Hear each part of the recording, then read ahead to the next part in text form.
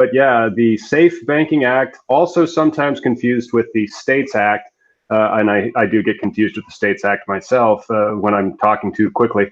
But the Safe Banking Act, I just did a YouTube on it. It's getting a lot of views. It's pretty cool because it does allow for the effective legalization, but you can't even use the term legalization. I mean, like it creates this legislative framework where it's still on the books, but it's not enforced and it's not on the books. It's like, I guess it would be zombie legalization is what we'll call stuff like the Safe Banking Act.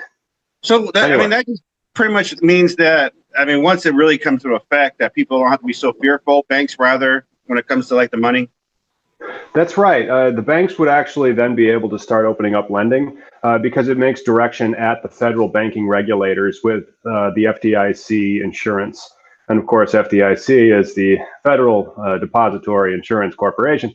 And so those regulators have not really budged in the face of Treasury's FinCEN guidance that said it is okay to start lending to these types of businesses. And the Safe Banking Act's other really cool thing that it does is it creates a new term, CRLBs, cannabis-related legitimate businesses. Yeah, cannabis-related legitimate businesses, CRLBs, which is an interesting term of art that has then also been echoed in Illinois. So kind of look at that for the evolving cannabis legalization news in each state after like a Safe Banking Act is passed. Watch for that state to adopt a substantially similar type of law as well that will then allow that state, because a lot of banks aren't national banks, NA, National Right. Banking Association. Most banks are state banks. And so there's a lot of Illinois state banks. I'm sure there's some Washington state banks.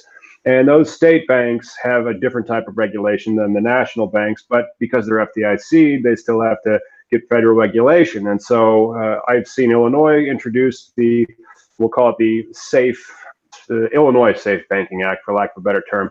That's not what it's literally called if you read the Senate bill or the House bill in Illinois. But man, this is as exciting as banking legislation gets. But I don't like how, even if that passes, so in jurisdictions where it is state legal, it will still be, federally okay, implicitly okay, but it's marijuana is still in the Controlled Substances Act. Yeah. It's not removed from it. And so that's why I call it kind of like more of a zombie legalization, where effectively, yeah, sure, it's legalized, but that's only legalized because it's